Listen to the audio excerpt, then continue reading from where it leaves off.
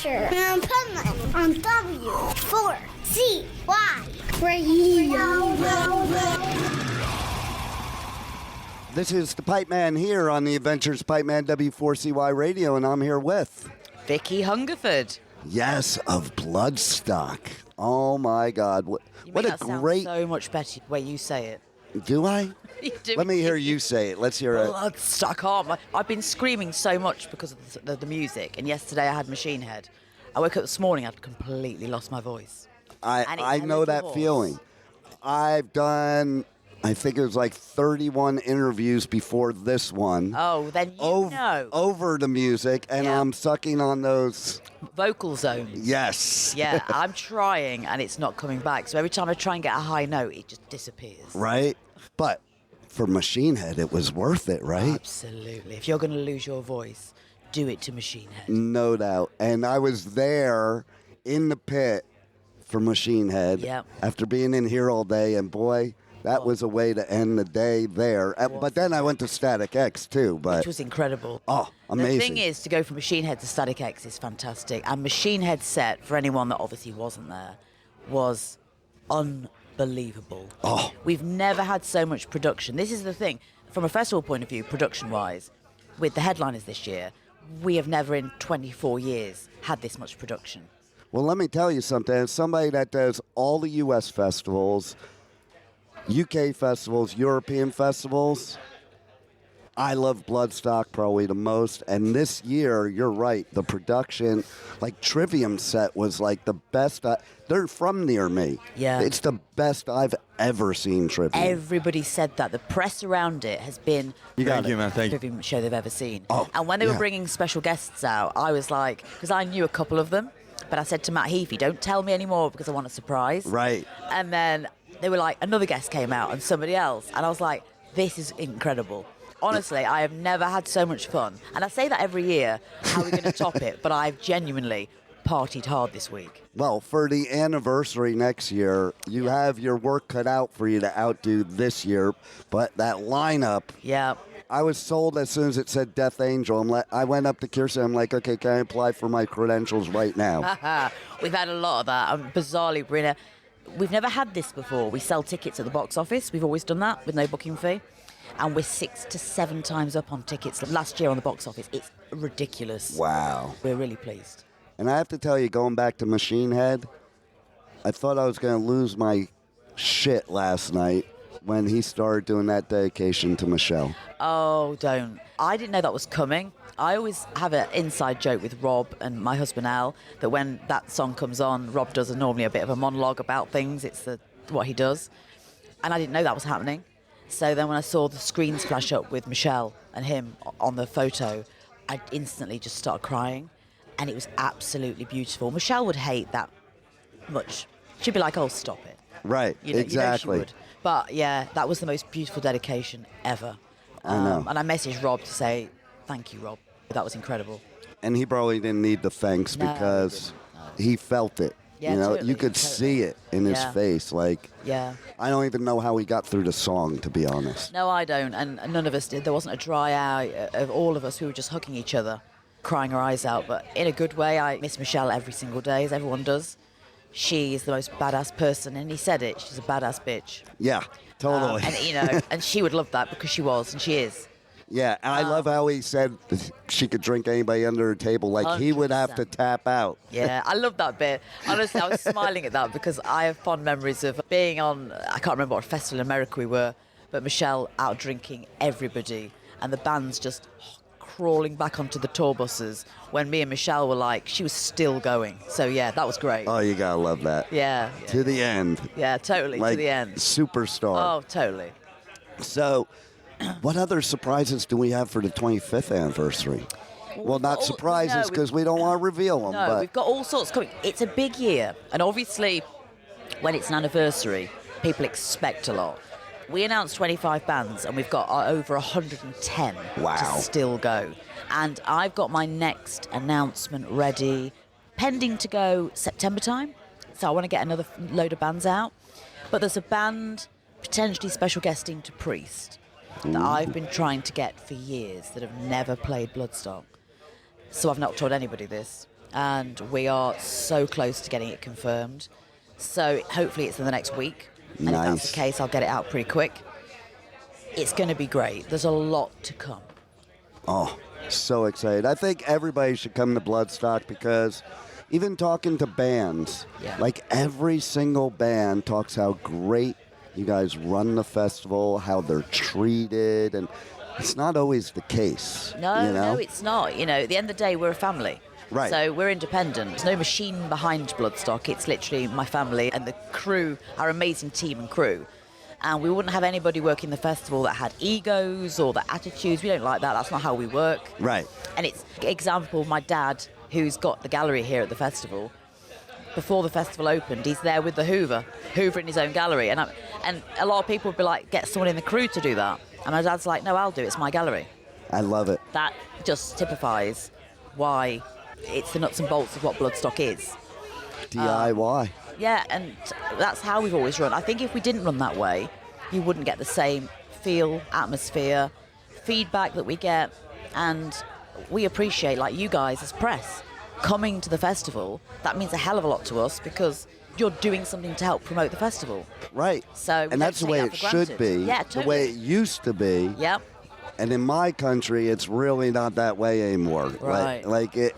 And so that's why I love coming over here because you guys do. I've told Kirsten plenty of times, like, man, it's nice to be treated like press. Yeah, absolutely. Like, it's not even like you're being treated differently. You're being treated like press should be treated. Absolutely. And I say to Kirsten every year, we're so humbled the fact of the amount of people, the press accreditation that want to come to the festival, because that's a great thing. It's people helping us get the name out there, talking about the festival. So to me, press is a heart and soul of the festival. Yeah. So we love what you guys do.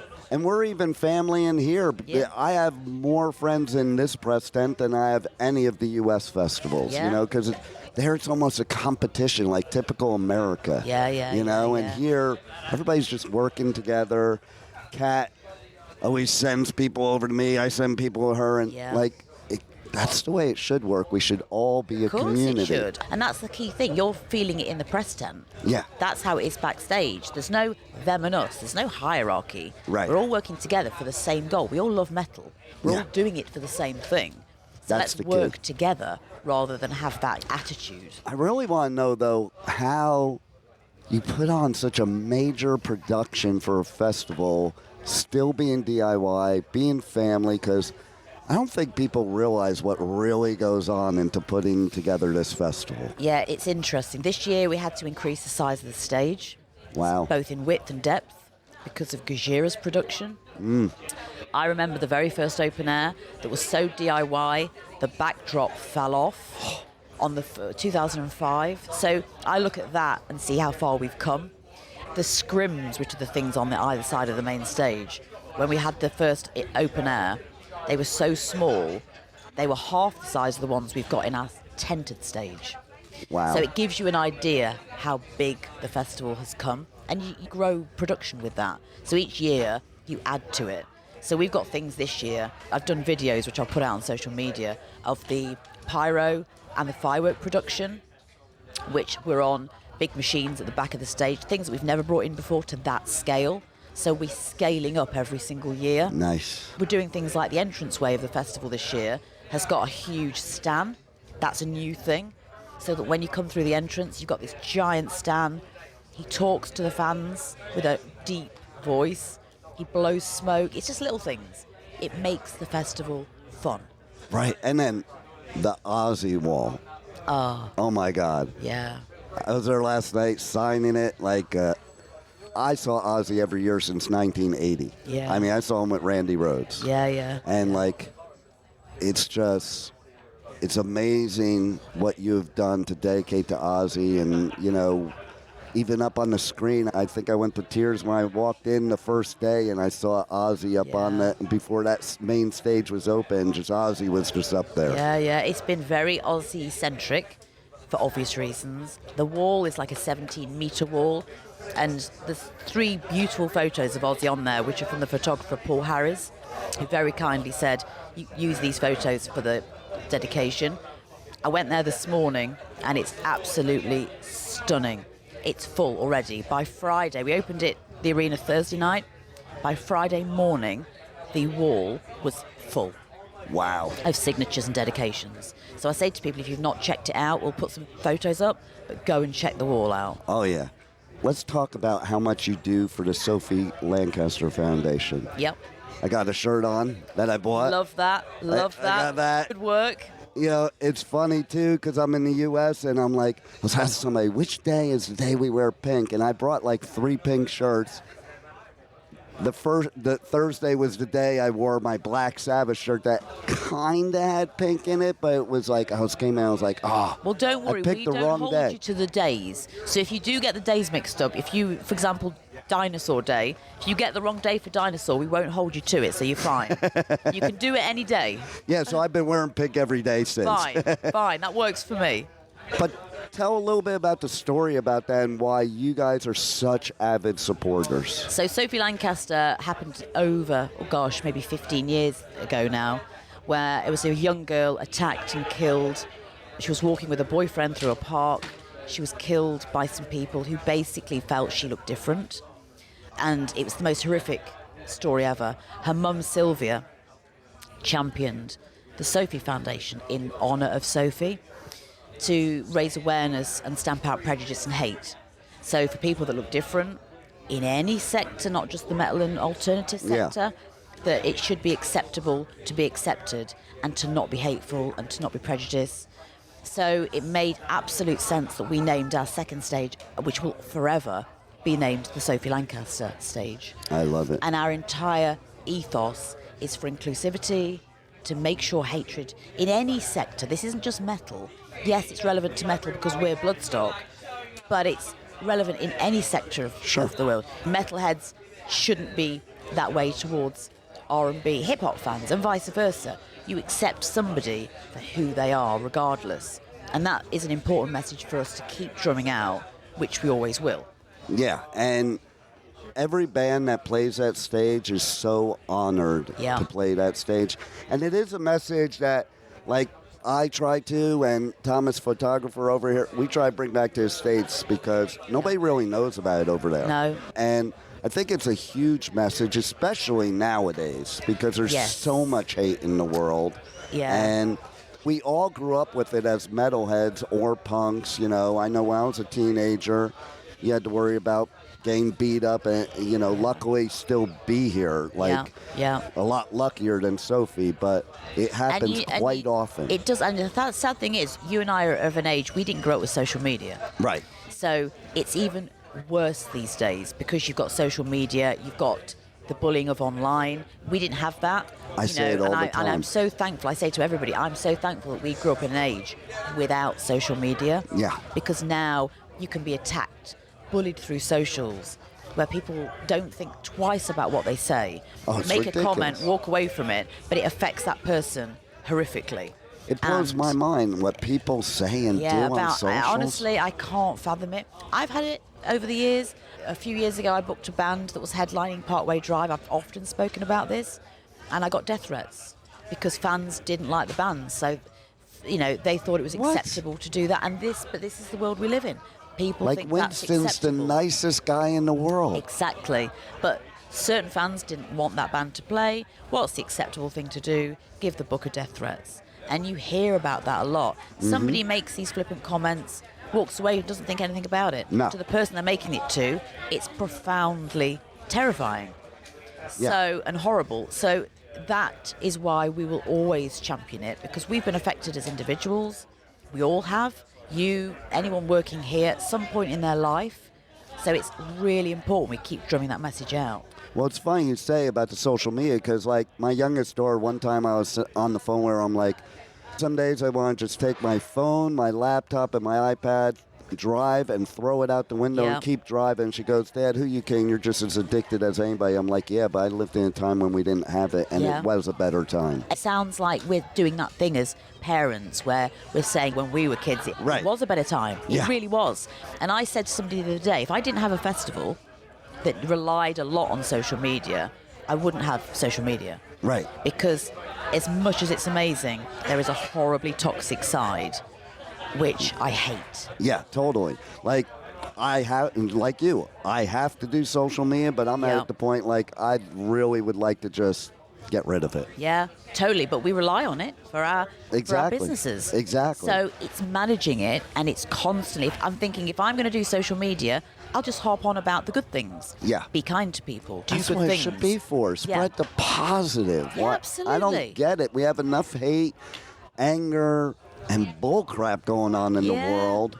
And now Yeah. we have politicians, Yeah. my country, Yeah, that and mine. use it for hate. Yeah. And this is why I'm like, if you can do something, have a positive impact. Right. You know, be an inspiration in a fun way. Think about before you post something on anybody's thing. If it's going to be horrible, do you need to post that, or could you just walk away? Right. Could you just go, I don't like that, but I don't need to say. What are you looking to accomplish when you Yeah. say something or do Yeah. something? Like you said, just ignore it. I've often seen things that either I don't agree with or I don't like. I've scrolled on. Yeah. I've just scrolled on. Exactly. You know, because this doesn't help anyone. And I just wish that was the world we lived in. But unfortunately, we don't. But it's important for us, and that's why the Sophie Lancaster Foundation is important. Yes. Because that is the entire ethos behind it. We need it more than ever now, and Yeah. we need Bloodstock more than ever now Yeah. because of that. 100%. Yeah. What else do you want to tell people about Bloodstock that we haven't covered that's really important? I think we've covered a lot of it. I would say that if you've never been, it is a genuine, and I feel like it's a sales ploy me saying this, but it's a genuine, relaxed vibe. We're very accepting of everybody. And I say as well, I have a lot of friends that actually have never listened to metal that come and hang out at Bloodstock. I love it. Because they're into like pop and R&B and hip hop. And they're like, oh, I'll come along and see what it's like. And now they come every year. And it's that kind of thing. So if you've never given it a go, even just come one day for a day. Experience it. We have so many people that have done that and then come for the weekend. Right. And the other thing I'd just like to say is thank you for everyone's support, whether it's press, media, bands, fans. Everybody's part of the big thing. We're just the cogs that help put it all together, but we're not integral to it. Right. The fans, the bands, you guys are. So we're just very grateful. And I do talk to fans out there that they don't go to any other festival but this one for those exact reasons. Yeah, and we're so humbled. We never take it for granted. I don't presume because we've sold out this year that we're always going to sell out. You can't ever put the foot off the gas, sort of, so to speak. So we're always trying to improve. And I always say to people, if there's a band announcement and you don't like the bands, give it a chance. Or even check those bands out, because you might find something in that band live that you're actually like, do you know what? I didn't think I'd like this, but I do. What a great point, because so many bands that are my favorite bands are because I caught them live, not Yeah. because I liked them before they were live. Exactly. And that's what festivals do. They Yeah. put a bunch of new people in front of bands they've never seen, and they get a bunch of new fans. That's why festivals are so good for bands. And you have one really cool thing, that silent disco. Oh my God! And We try and mix it up with that. The line Yeah. for that, like Yeah. everybody wants to go to that. Yeah, but the thing is, what is cooler, or weirder rather, than maybe a silent disco, because it's a strange thing to watch from an outsider. Right. Because you've got people playing, depending what channel they're listening to, it could be like the cheesy 80s pop to something heavier. So you never know. And it's great, and it works. And everybody's just having a Whoever great thought time. a silent disco would work? I know, right? Yeah. It's a beautiful It's a thing. weird concept, but it works. Well, I thank you so much for putting this together and doing it for so many years. It is so much hard work. I don't It's all think worth it, though. Yeah. Well, at the end, it's that end result and how people feel and the way you make people feel with this festival. Yeah, it's It's just worth everything in the world. totally. And honestly, thank you to everybody, including you, for all your support, because without that, we just wouldn't have a festival. That's the end of it, isn't it? and If that- people didn't come, you know, the book them and they will come attitude. But if we didn't have the fans and people like you, we wouldn't be here. So And that's why you are probably the premier festival in the whole world. that's a huge thing to acclaim, but thank you. That's You're awesome. welcome, and thank you for being on the Adventures of Pipeman and making this happen for all of us. And thank you for being here, and you coming back next year. Of course. That's the right I wouldn't answer. miss it for the world. Even if I do no festivals, which probably won't happen, but if I You're were to coming pick here. one, You've held me to it now, so everyone Yes. that's listening knows you will be back next year. without a doubt. Perfect. And I have to say, even here, like you have one of the best press teams They're here. great, aren't they? That's so. I've always loved Jasmine before she even came on board, Yeah. and Kirsten is like amazing. And do you know the fact they Ollie- bring free sweets for the press stand? Yes, And crisps. yes. That's a bonus. That is definitely, and the drinks in there, Yeah. you know, and then the lozenges so I can do interviews. See? We think of everything. I know. It's a bit warm, but we think of everything. Could be a lot warmer though. Like, 100%, I've been to some yeah. that are a lot warmer. Yeah. I'm comfortable here, Yeah, yeah. and that's for many reasons. And Yeah. I will be back every year, and Brilliant. especially the 25th anniversary. Good. Of course And- you will. And all my fans and listeners, they have to come or they can't listen to my show anymore. Absolutely, yeah. We'll just block them. If they don't come, they can't listen. That's right. Thanks a lot, Vicky. Thank you. Michelle Kerr was my press officer for my entire fucking career here in the UK. My entire career with Machine Head. She recently passed away, and it was a very, very sad day. And I can tell you the reason that I'm going to tell this story is because she was family. She was Bloodstock family. She was heavy metal UK family. Most of the bands that you know and love, you probably heard of because of that woman right there. Slipknot, Slayer, Machine Head, Trivium, Killswitch Engage, Hatebreed, you name it. She helped lift everybody up, man. She helped lift everybody up. And in so many ways, she helped make this entire music scene, this incredible, beautiful community that lives here at Bloodstock, man. She helped make it. So ladies and gentlemen, please make some noise for Michelle Kerr.